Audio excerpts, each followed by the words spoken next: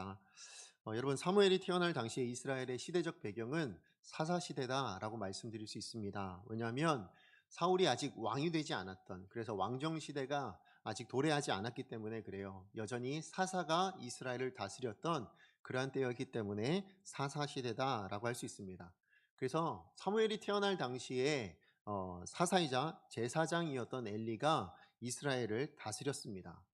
그런 거 보면 이 엘리는요, 영적으로 무지했던 그 이스라엘 사람들을 하나님의 말씀으로 일깨워 주는 책임이 있었던 사람이고, 또 하나님의 뜻을 거슬러 살아가는 사람들을 하나님께로 돌이키도록 지켜내야 될 그런 책임, 그런 특권을 받은 사람이다라고 말할 수 있어요.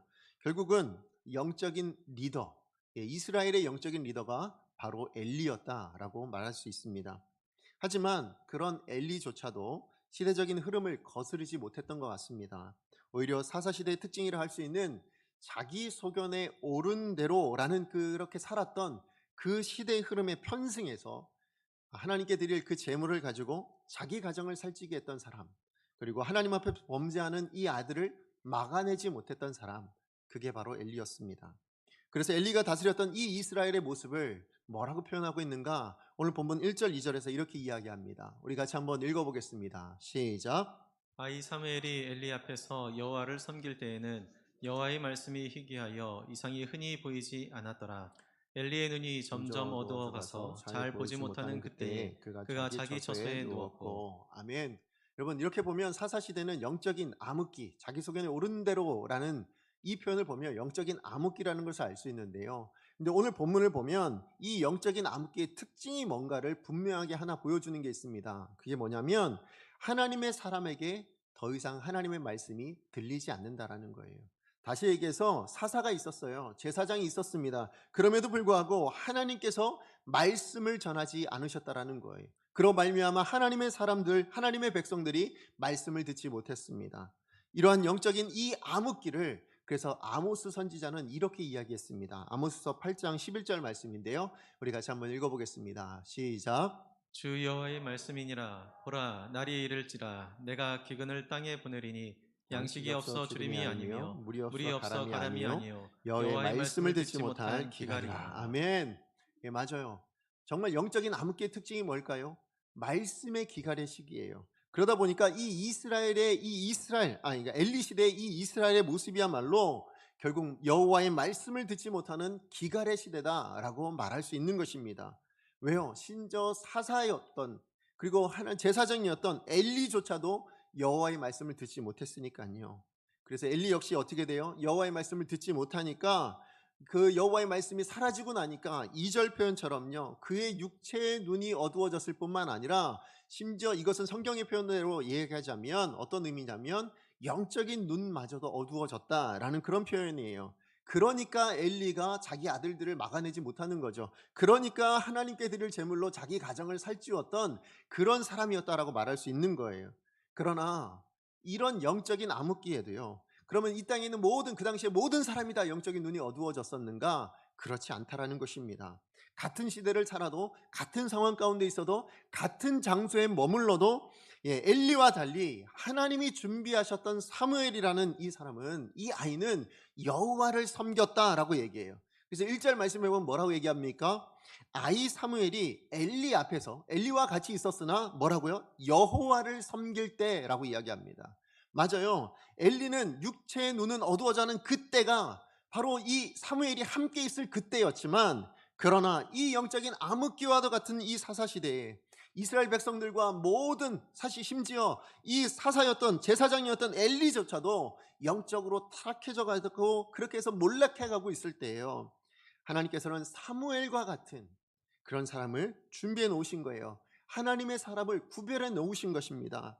마치 이스라엘 왕뿐만 아니라 모든 백성이 바알을 섬길 때에 엘리야와 그 엘리야뿐만 아니라 바알에게 무릎 꿇지 않았던 7천 명을 준비해 놓으셨던 하나님이신 것처럼 오늘 이 사사 시대에, 이 엘리 시대에도 하나님께서 하나님의 사람을 준비해 놓으셨다라는 것이죠.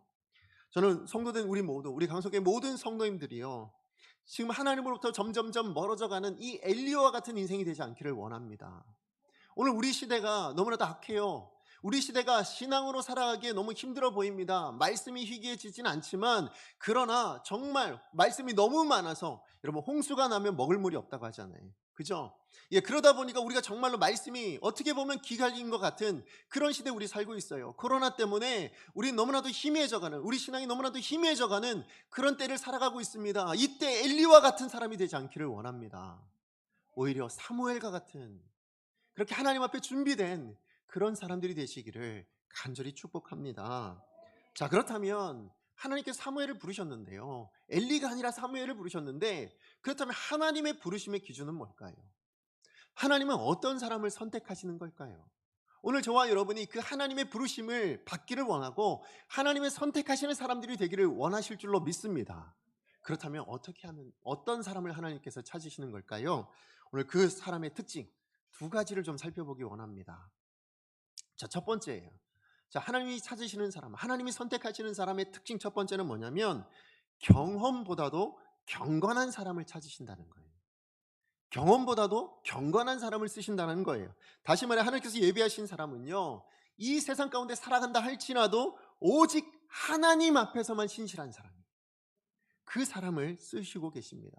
우리 8절 말씀 읽어보겠습니다. 시작. 여호와께서 세 번째 사무엘을 부르시는지라 그가 일어나 엘리에게로 가서 이르되 당신이 나를 부르셨기로 내가 여기 있나이다 하니 엘리가 여호와께서 이 아이를 부르신 줄을 깨닫고. 아멘. 여러분 사무엘상 4장 15절 말씀을 가보면 엘리의 나이가 나와요. 엘리의 나이가 몇 살이냐면 98세라고 얘기합니다. 자, 그런데 여러분 엘리가 제사장으로 몇 살부터 섬겼을까요? 제가 지난주 잠깐 힌트를 드렸었는데, 예, 제사장은 30살이 되어야 본격적으로 제사장 직분을 감당할 수 있습니다. 자, 그러면 엘리는 몇 년 정도? 한 68년 정도를 제사장으로 섬긴 거예요. 그리고 또 그 보면 사사로서는 40년을 섬겼다라고 이야기를 합니다. 자, 그러니까 사사로서 제사장으로서 그리 오랜 시간을 섬기다 보니까 어땠을까요? 하나님의 음성을 듣는 것, 그리고 하나님의 이상을 보는 이 경험과 실력에 있어서는 그 어떤 사람, 당대의 그 어떤 사람보다도 뛰어난 사람이라고 저는 생각이 됩니다. 그렇죠? 처음부터 하나님께서 말씀하시지 않은 게 아닐 거예요. 왜요? 처음에 사사였고 세우셨으니까요. 그리고 또 뭐 했어요? 제사장으로 세우신 분이 하나님이시니까 처음부터 말씀을 전하지 않으신 건 아닐 거예요. 자, 그러니까 이 엘리는 오늘날 선수로 치자면 어떤 사람이에요? 아마추어가 아니라 프로 선수라고 말할 수 있어요. 어떻게 알 수 있어요? 여러분 엘리가요 사무엘에게 이렇게 하나님께서 말씀하시는 걸 몇 번 만에 알아채죠? 3번 만에 알아채잖아요. 그죠? 사무엘에게 말씀하시는 게 하나님이시구나 이거를 3번 만에 알아채요. 그만큼 경험이 있고 그만큼 그런 실력이 있는 사람이었습니다. 반면에 사무엘은 어떤 사람이에요? 초보 중에 초보예요. 오늘 7절 말씀해 보니까 뭐라고 얘기해요? 여호와의 말씀을 들은 적이 없다라고 얘기합니다. 맞아요. 아이였던 때 사실은 왜 들은 적이 없었을까요? 여호와의 말씀이 희귀하니까. 그러니까 듣지 못했을 겁니다. 이상이 흔히 보이지 않으니까 보지 못했을 겁니다. 하나님의 전을 섬기지만 그래도 하나님의 음성은 들어본 적이 없는 사람, 그리고 하나님의 이상을 본 적이 없는 사람, 그게 사무엘이었습니다. 그래서 3번이나 하나님께서 말씀하실 때 뭐예요? 하나님께 반응하지 못하고 누구에게 달려갑니까? 엘리에게로 달려가잖아요. 하나님의 음성은 들어본 적이 없는 초보 중에 초보입니다. 그런데 이상한 건 뭐냐면 하나님께서 이 엘리가 아니라, 누구보다도 하나님의 음성을 잘 분별해낼 수 있는 엘리가 아니라 누구요? 사무엘에게 말씀하고 있다라는 거예요. 사무엘을 부르고 계시다라는 겁니다. 하나님의 음성을 구별조차 하지 못하는 이 아이 사무엘을 부르신다라는 것입니다. 여러분 어떤 일이든 초보자가 나아요? 경험자가 낫습니까? 여러분 아마추어가 나을까요? 프로가 나을까요? 우린 다 경험자가 낫다고 생각합니다. 프로가 낫다라고 생각해요. 왜 그럴까요? 실제로 여러분 만약에 여러분 2대2 축구를 해야 되는데 여러분 목사인 저와 손흥민 선수가 있어요. 자, 그럼 여러분이 2대2 축구를 해서 반드시 이겨야만 합니다. 자, 그럼 여러분 누구를 선택하시겠습니까? 그렇죠. 손흥민을 선택하겠죠. 예, 아무리 제가 목사여도 예, 제가 축구를 잘하겠습니까? 그렇지 않잖아요. 그러니까 분명히 손흥민을 선택할 겁니다. 예, 저라도 그럴 거예요. 저라도. 예, 다른 예를 들어서 보자면 여러분 우리 심각한 병에 걸렸어요. 그래서 심각한 병에 걸려서 병원을 가요. 병원을 갔는데 의사가 2분이 있어요. 자, 그런데 한 분 의사는 뭐냐면 예수님을 믿지 않는데 실력이 누구보다도 뛰어난 의사예요. 그런데 또 한 분의 의사는 뭐냐면 예수님을 믿어요. 믿는데 실력이 죄송하지만 형편이 없어요. 자, 그러면 여러분 어떤 의사를 선택하시겠습니까? 예, 예수님 안 믿어도 뭐예요? 실력 있는 의사예요. 왜요? 내 병을 고쳐야 되니까. 그렇잖아요. 내 육체의 병을 고쳐야 되니까 실력 있는 의사를 찾을 거예요. 그게 세상 사람들이에요. 아니, 우리들도 그러잖아요. 예, 그게 맞는 모습인데, 그런데 성경을 보면 그렇지 않더라는 거예요. 예, 하나님의 일을 하는 데 있어서는 그런 일들이 별로 나타나지 않아요. 오히려 뭐예요? 하나님은 경건치 못한 프로보다요, 경건한 초보를 쓰시더라는 거예요. 그러니까 뭔가 뛰어난 사람을 쓰시기보다는 어설퍼 보이고 아니면 좀 천해 보이고 그런 사람들과 함께 일하시는 적이 훨씬 더 성경에 많이 나와요. 그래서 성경이 좀 어색해요. 여러분, 성경을 한번 보세요. 어디에서든 하나님 쓰신 사람 보면요, 하나님 쓰신 실력이 뛰어나서 쓰셨다 이런 예문이 나오나요? 아니면 권력을 많이 가지고 있거나 아니면 지식이 많기 때문에 그 사람을 썼다 이렇게 이야기한 구절이 나오나요? 그런 구절 없어요.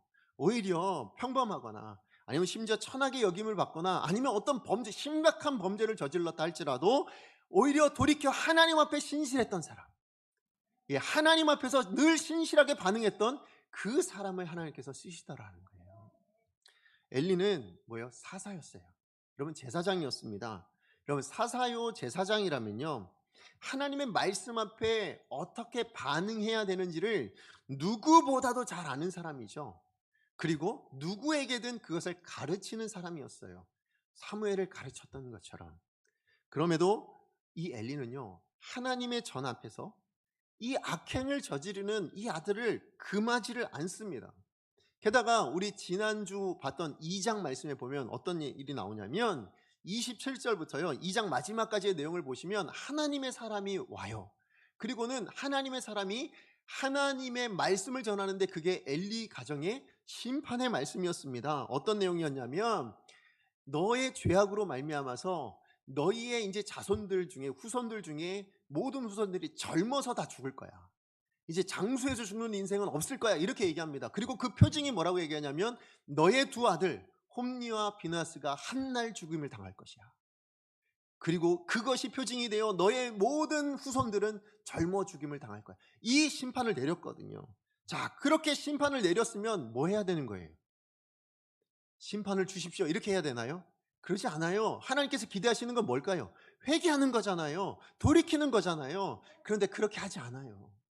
엘리 제사장은 누구보다도 잘 알고 있었음에도 불구하고 본인이 그렇게 반응하지 않는 거예요. 3장에서도 하나님께서 다시 한번 얘기하시죠. 누구를 통해서? 사무엘을 통해서 다시 한번 그 심판을 이야기합니다. 우리 12절 말씀 한번 읽어볼까요? 시작. 내가 엘리의 집에 대하여 말한 것을 처음부터 끝까지 그날에 그에게 다 이루리라. 네, 하나님께서 뭐라고 말씀하신다고요? 사무엘을 통해서 하나님의 사람을 통해서 너에게 전달했던 그 심판 있잖아. 그거 처음부터 끝까지 하나도 남김없이 다 이룰 거야. 하나님께서 그렇게 무섭게 얘기하시는 거예요. 이건 무서운 얘기 아니에요. 심판인데 처음부터 끝까지 하나도 놓치지 않고 너한테 다 이루어지게 만들 거야. 그리고 그날은 반드시 있을 거야. 그렇게 얘기하시는 거예요. 얼마나 무서운 말씀이에요. 그럼에도 불구하고 이 엘리는요, 하나님 앞에 반응하지 않아요. 하나님 앞에 기도하지 않아요. 하나님 앞에 회개하지 않아요. 돌이키질 않습니다.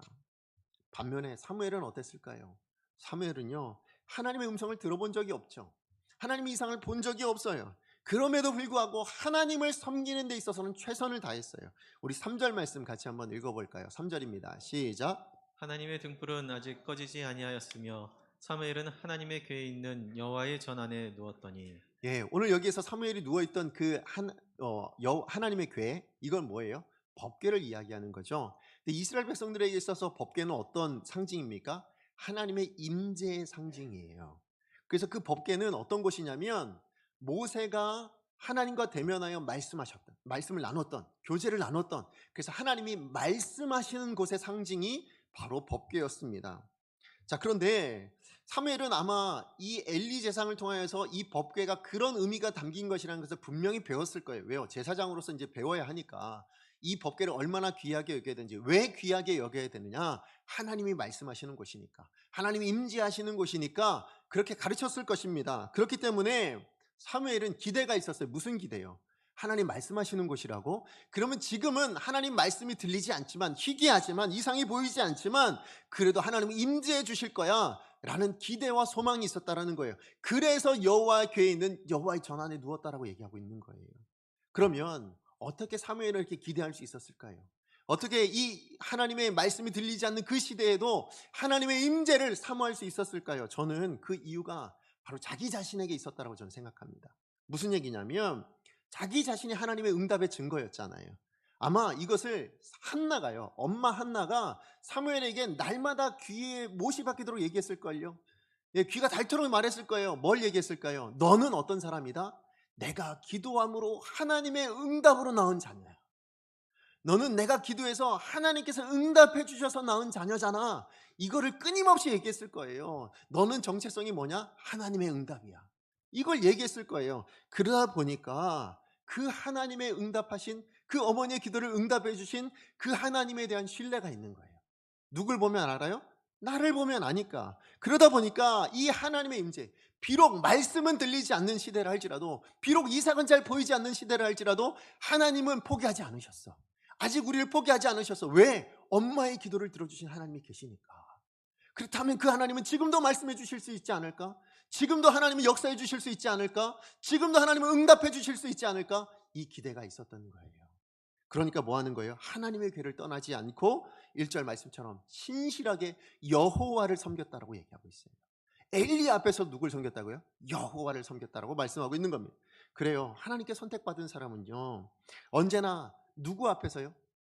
하나님 앞에서 신실한 사람입니다. 하나님의 말씀이 희귀할지라도 하나님의 응답하심이, 하나님의 일하심이 잘 보이지 않더라도 언제나 하나님을 신뢰하는 거예요.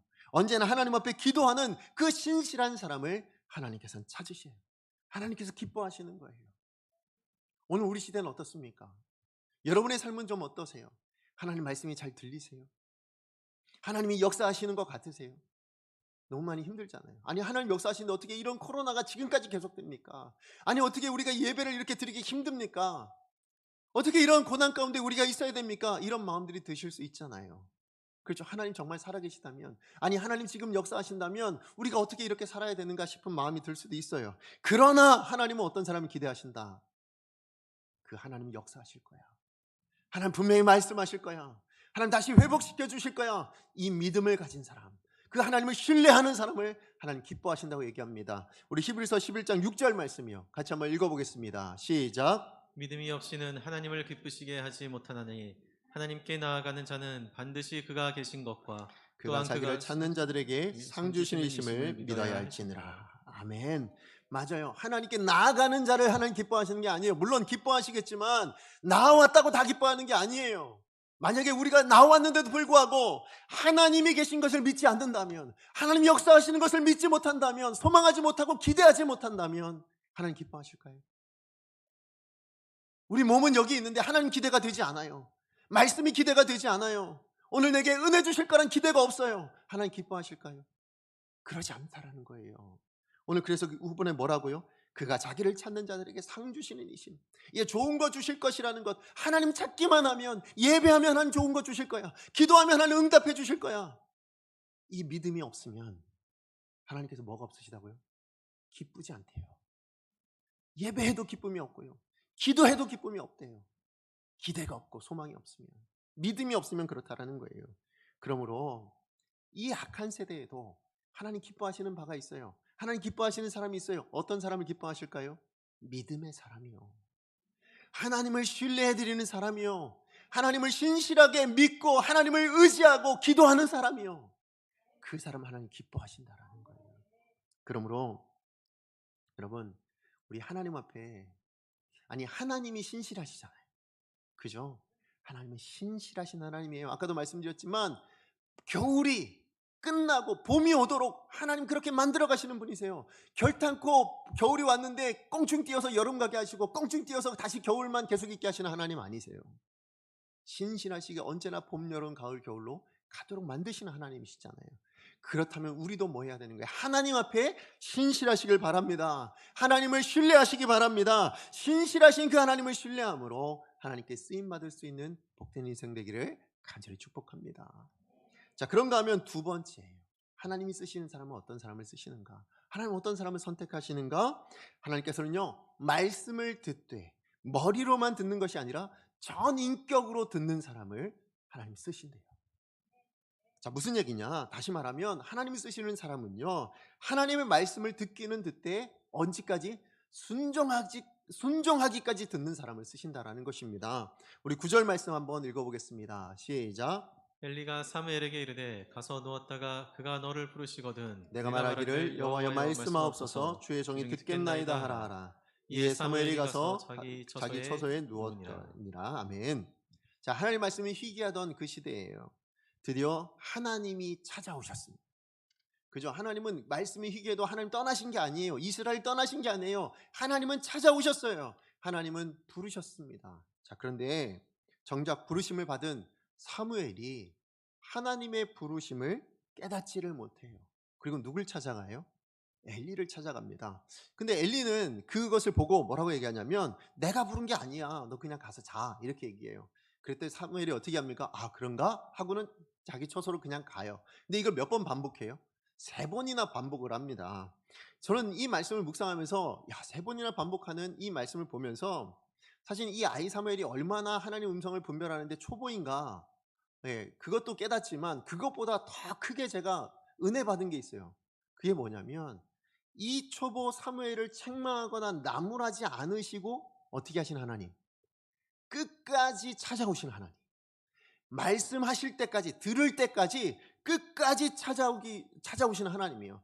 지금 사무엘이랑 대화하기를 너무나도 기대하시면서 지금 찾아오시는 그 하나님 아버지의 마음이 보이더라고요. 맞아요. 이게 우리 하나님 아닙니까? 그죠? 우리 하나님은요, 우리를 결코 포기하지 않으세요. 여러분의 삶에 어떤 자리가 되었든, 여러분이 혹시 실수하시더라도, 아니면 여러분이 혹시 초보이다 할더라도, 내 신앙은 연약하다 할지라도 하나님 여러분을 포기하지 않으세요. 믿음이 없어 포기하는 게 아니에요. 그죠? 하나님은 끝까지 여러분을 붙들기 원하시고, 끝까지 여러분에게 말씀하기 원하시고, 끝까지 여러분과 함께 하기를 원하시는 하나님이심을 여러분 믿으시기 바랍니다. 하나님 신실하신 하나님이시잖아요. 자, 어쨌든 엘리는요, 그렇게 사무엘이 3번씩이나 자기를 찾아오는 걸 보면서 깨달은 바가 있었어요. 그게 뭐예요? 아, 이 사무엘을 부르신 이가 누구다? 하나님이시구나. 이걸 깨닫게 되었습니다. 그래서 그것을 깨닫고 9절에 사무엘을 가르쳐줘요. 그죠? 사무엘을 가르칩니다. 그래서 이번에 하나님이 너를 부르시면 뭐라고 해야 된다?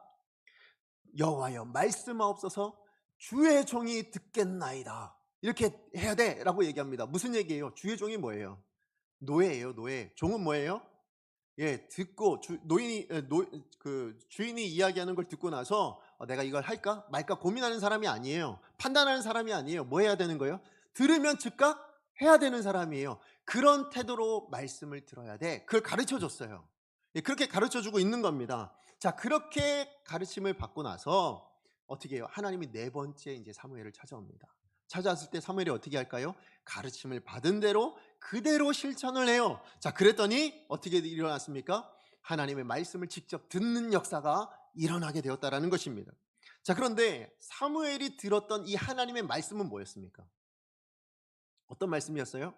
여러분 다 아시다시피 엘리의 가정에 대한 심판에 대한 내용이었어요. 자, 그렇다면 이 심판의 내용이라면 이건 누가 들어야 되는 내용이에요? 엘리가 들어야 되는 내용이잖아요. 그죠?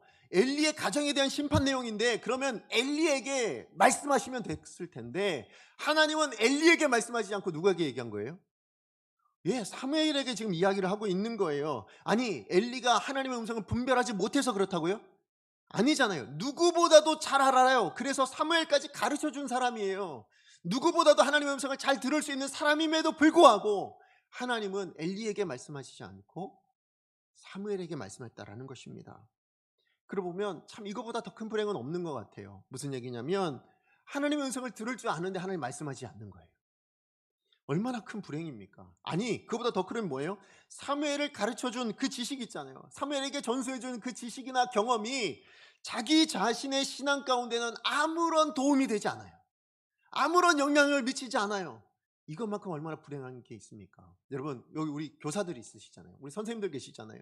여러분, 선생님들이 우리 자녀들에게 아니면 우리 아이들에게 하나님의 은혜를 받으려면 이렇게 해야 돼. 하나님의 은혜를 받으면 이렇게 하면 돼. 라고 가르쳤는데 정작 자기는 은혜를 못 받아요.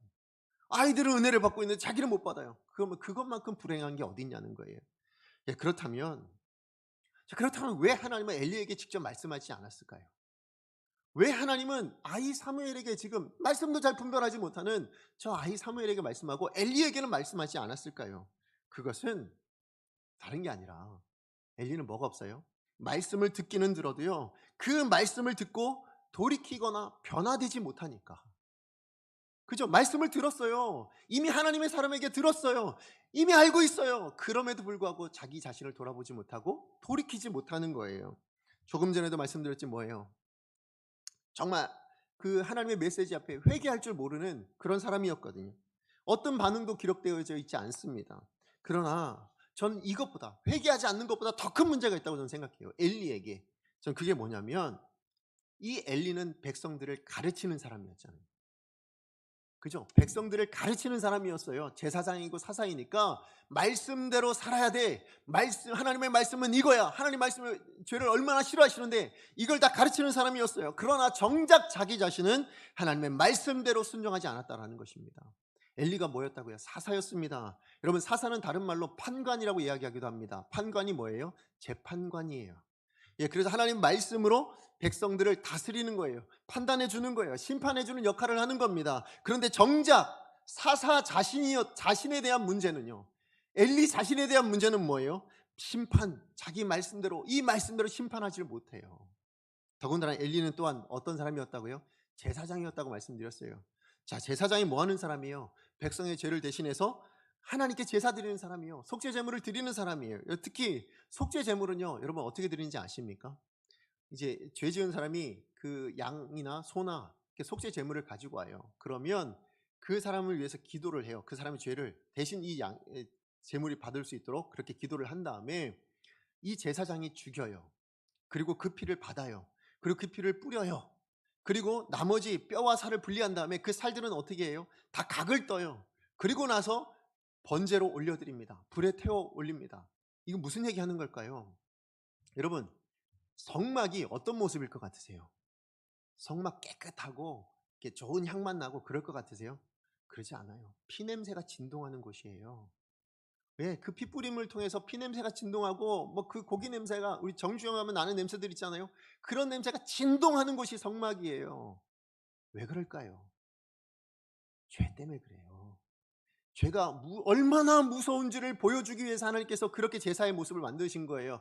네가 저 자리에 있어야 되는데, 네가 저렇게 피를 흘려야 되고, 네가 저렇게 네 육체가 저렇게 되어야 되는데, 불에 살아야 되는데, 너 대신 지금 누가 저 재물이 당하고 있잖아.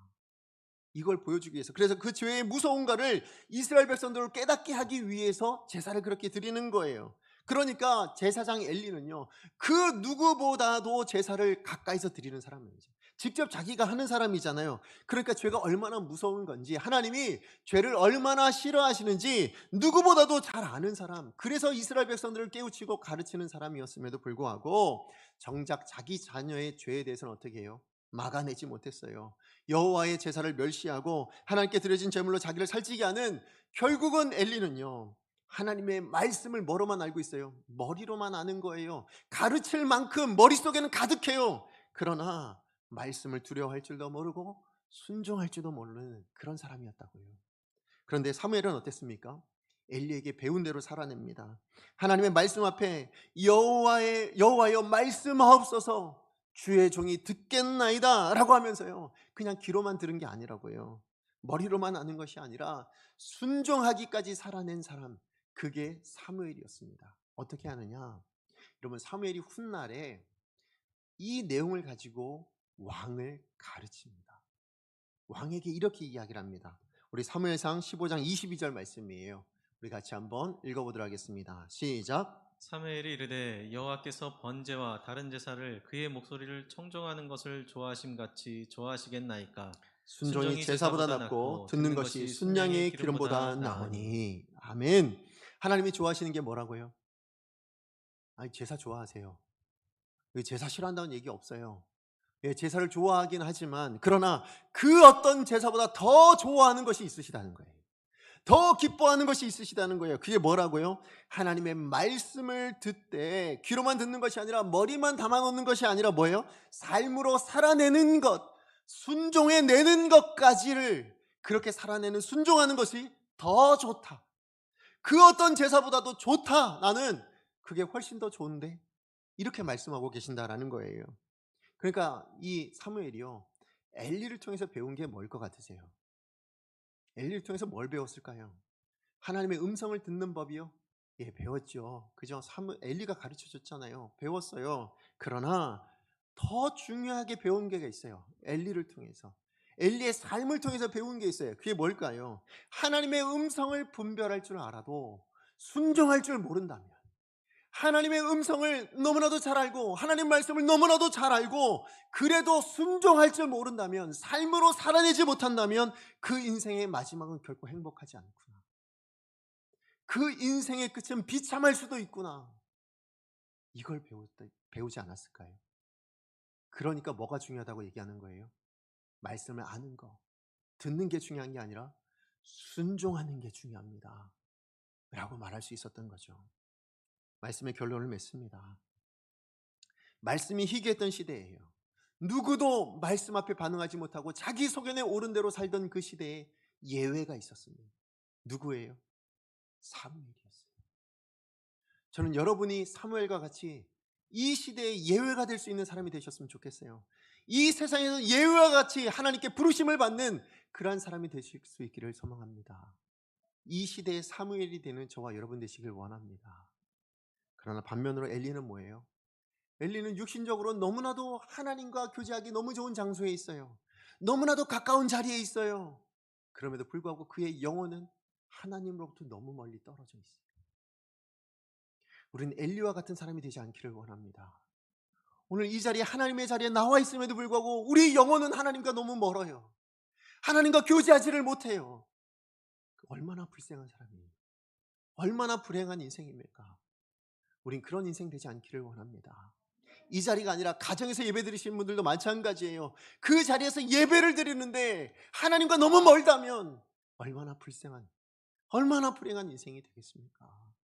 그러므로 이 세상의 예외와 같은, 엘리와 같은 사람이 아니라 사무엘과 같은 사람이 되기를 간절히 축복합니다.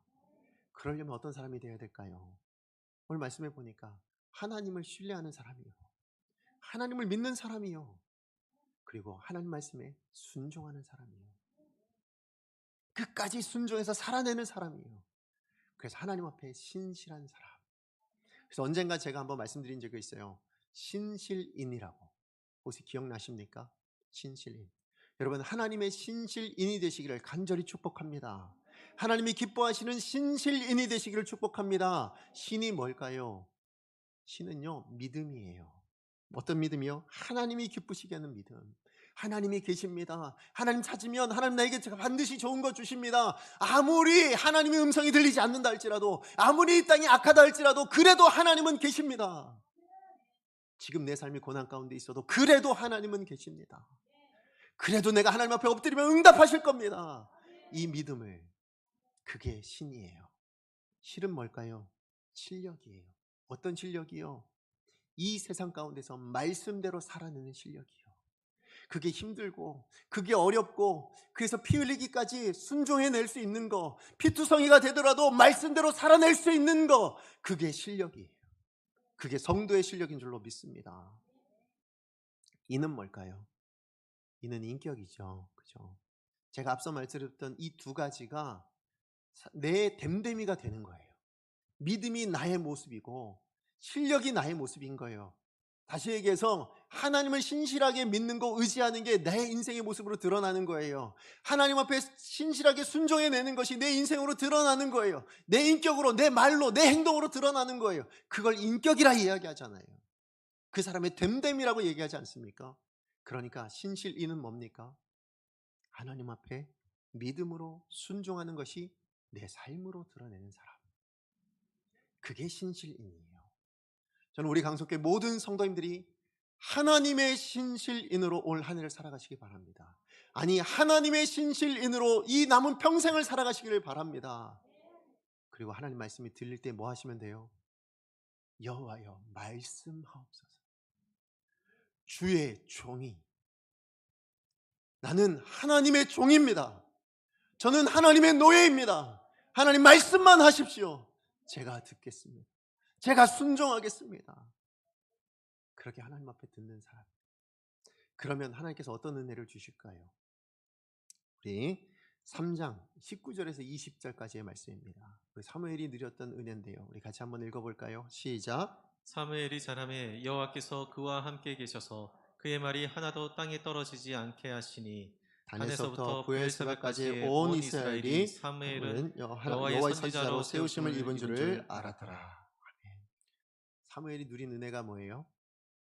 여호와께서 그와 함께 계시는 은혜예요. 여호와께서 사무엘과 함께 계셨대요. 저는 우리 강석교회 모든 성도님들의 인생 가운데 평생 동안 이 하나님의 함께 하심의 은혜가 있기를 간절히 축복합니다. 그리고 두 번째 은혜가 뭐였을까요? 여호와의 세우심을 입은 사람이에요. 하나님께서 세워주신대요. 날마다 주저앉히시고 무너뜨리시는 것이 아니라 하나님께서 여러분의 인생을 날마다 세워가시겠대요. 그런 인생 되시기를 간절히 축복합니다. 어떤 사람일 때요? 사무엘과 같은 사람일 때요. 하나님 앞에 신실인으로 서는 사람, 하나님을 신뢰하고 하나님 앞에 순종하는 그런 사람을, 그것을 내 삶 가운데 드러내는 사람을 하나님 이렇게 은혜 주시겠다고 말씀하십니다. 오늘 예배한 우리 모든 성도님들 사무엘이 되시기 원합니다. 하나님 앞에 신실하시기 원합니다. 하나님을 믿으십시오. 하나님을 신뢰하십시오. 더 나아가서 말씀이 들리면 오늘도 여러분에게 말씀하시는 거잖아요. 이 말씀 듣고요, 주여 여호와여 말씀하옵소서, 말씀하셨으니 주의 종이 듣겠나이다. 이 태도로 이번 한 주를 살아내시는 저와 여러분 되신다면 오늘 이 말씀의 은혜가 여러분의 삶 가운데 있게 될 줄로 믿습니다. 우리 시간 같이 말씀 기억하면서 함께 찬양했으면 좋겠습니다. 오늘 우리가 부를 찬양은요, 주님 말씀하시면이에요. 오늘 우리의 이 말씀이 너무나도 잘 녹아져 있는 말씀인 것 같아요. 가사가 이래요. 주님 말씀하시면 제가 나가겠습니다. 주님 뜻이 아니면 저 멈춰 여기서 서겠습니다. 내가 가고 서는 것 저한테 있지 않아요. 주의 뜻에 있으니 오 주님, 이게 우리 고백이어야 돼요. 나를 이끌어 주십시오.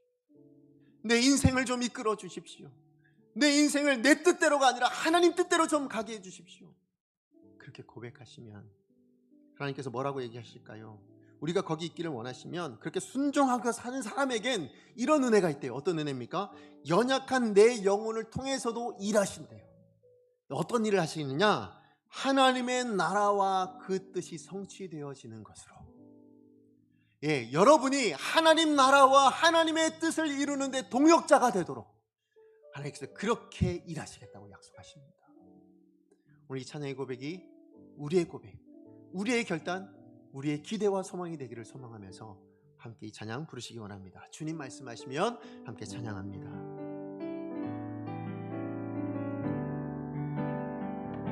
주님 말씀하시면 주의 종이 듣겠나이다. 주님 뜻이 아니면 내 뜻대로 하지 않겠습니다. 내가 멈춰서리라. 나의 가고 서는 것, 나는 주의 종이기 때문에 주님 뜻에 있습니다. 오 주님, 나를 이끌어 주십시오. 우리 다시 한번 고백합니다. 주님 말씀하시면 주의 종이 듣겠습니다. 하나님 뜻이 아니라면 제 뜻대로 절대로 하지 않겠습니다. 내 속에는 옳은 대로 하지 않습니다. 나의 가고 서는 것, 주가 목자이시니 주의 뜻에 있으니 오 주님, 나를 좀 이끌어 주십시오. 뜻하신 그곳에 나 있기 원합니다. 이끄시는 대로 순종하며 살리니 연약한 내 영혼 통하여 일하소서. 주님 나라와 그 뜻을 위하여 뜻하신 그곳에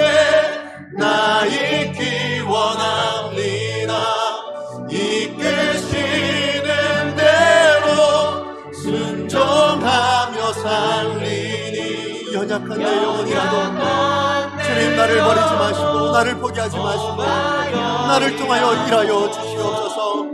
하나님 나라의 일꾼, 주의 뜻을 이루는 동역자로 우리를 사용하여 주시옵소서. 오 주님 나를 이끌. 우리 다시 한번 고백합니다. 오 주님 나를 이끄소서.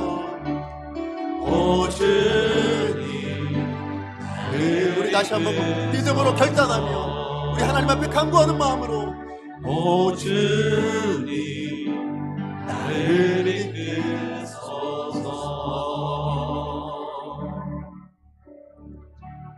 여러분 정말로 하나님이 여러분 이끄시기를 원하십니까? 여러분 정말로 하나님 나라와 하나님 뜻을 이루는 동역자로 여러분의 삶을 살기를 원하십니까? 하나님 지금도 부르실 자를 찾고 있습니다. 하나님의 부르심에 응답할 자들을 찾고 계시는 줄로 믿습니다. 대단한 사람들이 아니라, 뛰어난 사람들이 아니라, 연약한 영혼이라 할지라도 순종하는 사람, 하나님을 신뢰하는 사람을 찾고 있습니다. 여러분 어떤 삶을 살아야 되시겠습니까? 여러분 정말로 하나님이 계시다라는 것을 믿고요, 하나님의 말씀이 들리면 힘들어도 내가 피 흘리기까지 순종해낼 수 있는, 정말 피투성이가 되더라도 말씀대로 살아낼 수 있는 그런 사람들이 되시기를 축복합니다. 그럴 때 하나님이 함께 해주세요. 하나님이 우리 인생을 세워가실 거예요. 우리 시간에 같이 기도합니다. 하나님, 오늘 이 찬양의 가사처럼 오늘 주신 말씀처럼 제가 하나님 나라와 하나님의 뜻을 이루어낼 수 있는 동역자로 쓰임받기를 원하오니, 하나님 내가 순종할 수 있는 능력, 내가 하나님을 더욱더 신뢰할 수 있는 그 믿음이 굳건해질 수 있도록 내게 능력을 더하여 주시옵소서. 주여 능력을 주옵소서. 한번 지금 하나님 앞에 기도합니다. 주여 능력을 주옵소서. 하나님 제가 주님 앞에 기도하며 나아갑니다. 그렇습니다. 하나님 나에게 능력을 허락하여 주시옵소서. 내게 능력을 허락하여 주시옵소서. 하나님 내게 능력을 더하여 주시옵소서. 하나님 내가 잘 되는 능력이 아니라, 하나님 내가 성공하는 능력이 아니라, 하나님 내가 주의 말씀에 순종할 수 있는 능력, 내가 하나님을 신뢰할 수 있는 능력, 그 능력을 허락하여 주시옵소서. 내가 그렇게 순종하고, 내가 그렇게 신뢰하고, 내가 그렇게 하나님 앞에 신실한 사람이 되어진다면 하나님은 나와 함께 하실 것이며 하나님은 나의 삶을 세워주실 줄로 믿습니다. 내가 무엇이간데 이처럼 연약한 영혼이라도 불러 쓰시겠다고 말씀하시는 하나님, 끝까지 나를 붙들어 주시고 내가 너와 동행하겠다고 말씀하여 주시는 그 하나님, 그 하나님의 음성이 오늘 이 자리에 우리 모든 강석교회 성도님들의 심령 가운데 들려지게 하여 주시옵소서. 하나님 그 음성을 들을 수 있는 우리 성도님들 되게 하여 주시옵소서. 주여 말씀하옵소서. 내가 듣겠나이다. 주의 종이 듣겠나이다. 하나님 그렇게 들을 수 있는 귀가, 그렇게 순종할 수 있는 결단과 하나님의 행동이 우리에게 임할 수 있도록, 우리 강성의 모든 성도인들에게 임할 수 있도록 주님 역사하여 주시옵소서. 예 하나님, 우리는 주의 종입니다. 하나님 저는 주의 종입니다. 주의 노예입니다. 하나님 말씀하시면 순종하겠습니다. 하나님의 뜻대로 순종하며 살아가겠습니다. 그게 피 흘리는 일이라 할지라도, 피투성이가 된다 할지라도 하나님의 뜻대로 살아낼 수 있는 그러한 사람이 되겠습니다. 하나님 역사하여 주시옵소서. 하나님 능력을 도와주시옵소서. 사랑의 하나님 감사합니다. 오늘도 말씀을 통해서 하나님 우리를 향하여 동역자가 되기를 원하시고 우리로 하나님 나라를 함께 세워가기 원하시는 하나님의 그 기쁘신 뜻을 알게 해주셔서 감사를 드립니다. 그리고 이 연약한, 부족하고 심지어 악하기까지 한 우리를 들어 하나님의 동역자로 세우시겠다고, 하나님의 뜻을 이루어가는데 함께 쓰시겠다고, 내가 너를 지금 부른다고 그렇게 말씀하시는 하나님의 음성을 듣게 해주셔서 더욱더 감사를 드립니다. 그의 하나님, 우린 연약합니다. 우린 악합니다. 그러나 하나님이 부르시면 나아가겠습니다. 부르시면 여호와여 말씀하옵소서. 주의 종이 듣겠나이다. 주의 종이 듣겠나이다. 이 심정으로 하나님 앞에 순종하며 살겠습니다. 하나님 우리에게 순종의 능력을 허락하여 주시고 피투성이가 되더라도 주의 말씀대로 살아낼 수 있는 복된 인생이 될 수 있게 하여 주셔서 하나님이 함께 하시는 인생, 하나님이 세우시는 인생, 우리 모든 그 은혜를 누릴 수 있는 복된 성도님들 다 되게 하여 주시옵소서. 예수님의 이름으로 기도합니다. 아멘.